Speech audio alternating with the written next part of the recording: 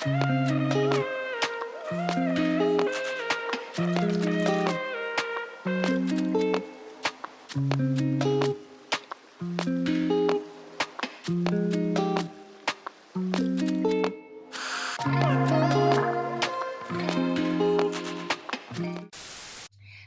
the next day was Thursday, June 16th. So this was the first time that we went to the Hague Central.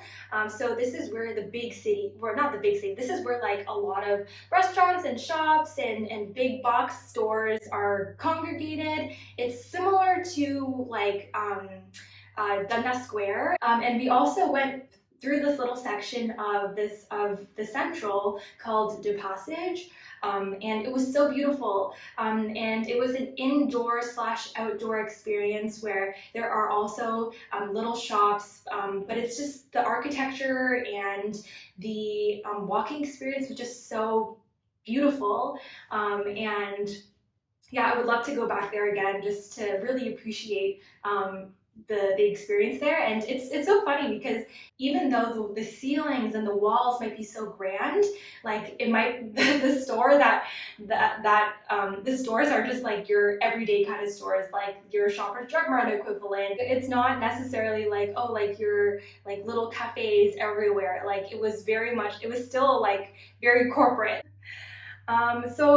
Within the Hague Central, Vanessa also told us about this Chinese supermarket as well, and it's called Amazing Oriental, and we definitely made a stop there, and we stocked up on some of the essential spices and sauces. So for example, we got some soy sauce, I got some Chinese cooking wine, I got some star anise. Definitely wanted to have some familiar taste from home and just have those flavors and enjoy them here as well. So we got some of those.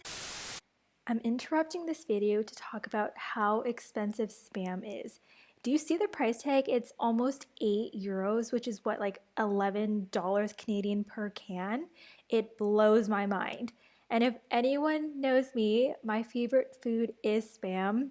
And so to any of our friends and family who's coming to visit us, can you please bring a few cans? And if I can be picky, my favorite Spam is 20% less sodium. Please and thank you. Okay, back to the video. And we also went to the Chinatown in the Central as well, and the Chinatown was honestly very underwhelming. Right at the start of Chinatown was this restaurant called American Bar, and so that's not really something that I would hope to see in a Chinatown. There weren't really that many restaurants or bakeries or what you would expect to see at a Chinatown. There were these like signature Chinese lanterns draped across the stores, but honestly it was quite underwhelming. The only thing that we did buy there was a bubble tea. So I did have my first bubble tea on that day, and it was a taro Earl Grey bubble tea, and it was actually really nice. I really enjoyed it. And if I remember correctly, it was €3.75. So it's comparable to what you would pay in Canadian dollars. And that was basically it for that day. And the Friday, so the next day was Friday, June 17th.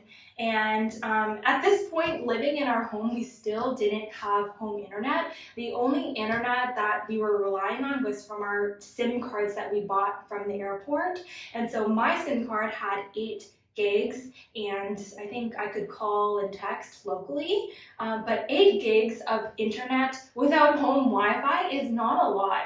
And so for me, as someone who binges like watching YouTube videos like and Netflix, like I could not do that with only 8 gigs of data, so it really felt restricting.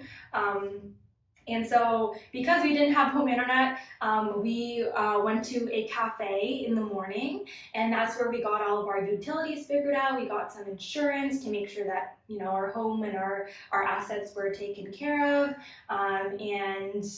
So yeah, we spent like probably 4 or 5 hours there. And yeah, it was just more cleaning on the Friday and making sure that our place was comfortable and livable.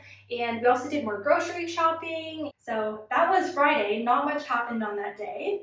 And then the next day, Saturday, June 18th, This was the weekend, of course, and so we definitely needed a place to sit at our home.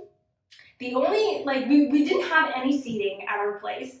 Um, we had this two-step ladder that Dan and Vanessa lent us because we knew that we needed to like reach to a few high places to put up our curtains and stuff like that.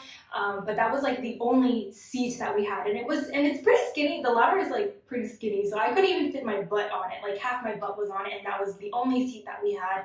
And we also had like our ledges, and like literally I would just lie down on the window ledge because there's no other place to relax. And I will also say that I did take many naps on the floor as well. I do enjoy sleeping on hard surfaces, and so I was fine with that. But anyway, all that to say, we needed to get a dining set. So I was looking online on Facebook Marketplace because I knew that we didn't need to get something new, something fancy. I just wanted to get something that was decent and was at a good price. And so that was my main priority. So I was looking on Facebook Marketplace and I found this set where it looked like it had 4 chairs and a table. That was what was in the image. But the Facebook Marketplace posting was in Dutch. But stupid me, I did not actually translate what the posting said, and the posting was only for the chairs. And so when we arrived there, it was an unpleasant surprise because the posting, the price did not include the price of the table. And so that was me. That was like a stupid thing that I did on my part. But also, I asked Dan and Vanessa to come with us because I knew that we would have to lug the table and chairs on the train so that we could bring them back to our home. So I asked them to come, and thankfully they were available, and they were happy to help us with all of that. And so when we got there, I was like, oh, I don't know how I feel about this. Like the price isn't as good anymore because it doesn't include the table, and also the chairs didn't look new. And so I was just like, oh, I don't know. But at that point, I was like, we need a place to sit. Like, what do we do? And so Vanessa just encouraged us to look elsewhere. There were a few other places in the area that we could look at. And so that's what we did. We went to the store called Jysk, Jysk, and I believe that this is a chain. This is an international chain as well because I do recognize that name from when I was in Canada. But anyways, we went there, and it turned out to be like this used showroom kind of area where there was a lot of the showroom furniture that was on sale. And so we stumbled across this table and this set of chairs with the rattan, and as I mentioned before, like I love the black aesthetic for clothes, but not when it comes to like the living situation because I want it to be bright and happy. But this table and set of chairs, they were black, and the rattan was beige. And I wasn't a huge fan of it, but like it was such a good price, we just had to get it, and we needed a place to sit and to and to put our stuff. And so we ended up getting it. It was such a good price that it was just worth it at that point. And so me and Vanessa, we took 2 chairs each, and we were able to disassemble the table so that Dan took the main part of the round tabletop, and then Cameron took the base of the table. And so we brought this onto the tram, and we were those people who took up a lot of space. But again, thankfully, I think this is normal just because so many people don't even have cars, and so no one seemed to mind, which was really nice. And so we finally have tables and chairs. So Sunday, June 19th was the next day, and we made it a priority to go to church. So we did watch a church service virtually when we were back in Canada for this particular church, and we wanted to go in person, and it was actually a great experience.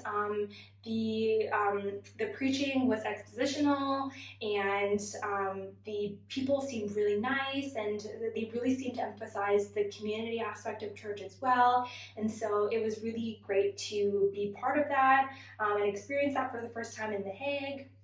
And of course, it was in English. And on the 19th as well, we finally got our IKEA delivery. So we did go to IKEA earlier in that week, but we also placed an order for the things that we knew that we wouldn't be able to take on the train with us. So for example, we bought a set of twin beds for our guests and also for us to sleep on, because at this point we were still sleeping on the air mattresses, and my air mattress actually got a hole in it, and I was basically on the floor and just sleeping, and I had to pump up the air mattress like 3 times a night, which was not very nice.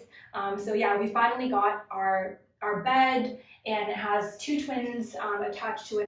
And we also got a clothing rack, and and we also got some dishes and cutlery, and so just more essentials. And so again, just helps make our place a little bit more livable. And so yeah, we spent several hours building a bed, and we finally have it ready, and we are able to sleep on an actual bed, which is nice. And we also went to Vanessa's house for dinner. I wanted to make a Chinese dish called ngalam. It's probably my favorite Chinese dish, and it's traditionally it's braised beef with star anise and with zheng and soy sauce and sugar, and it's just really it's really savory, and it has carrots and white radish in it as well. It's so delicious. I couldn't find the exact cut of beef, but I just found some beef chunks. I don't know what it's called. That sounds so appetizing, beef chunks, but that's what I found. And we put it in the pressure cooker and tossed everything in, and it was delicious. And I was able to make it for Dan and Vanessa too, and so they enjoyed it as well. And the 19th also happened to be Cameron's birthday, and so Dan and Vanessa were so nice. They ended up getting a few cake slices for Cameron's birthday, and I also bought some gelato as well. It was so delicious. We got stroopwafel as well as pistachio. And so that was a really nice dessert. So yeah, that basically brings us to the end of the week. It was such a stressful week, honestly. We didn't really get a chance to explore other than going to the beach, which was still really nice, but it was very similar to what you would think a week would look like just moving into any new place. Like, we had to just get everything set up. We had to buy a bunch of stuff. We had to get acquainted with the neighborhood. And yeah, I really can't emphasize how much Dan and Vanessa have been like a blessing to us. We are just so thankful that we have friends here who we can ask any type of question to, and they can just give us like the real answers like a local would, which is just so amazing. Like, we love them so much. So thank you, Dan and Vanessa. But yeah, hopefully I'll be able to capture more of our experience in the upcoming vlogs.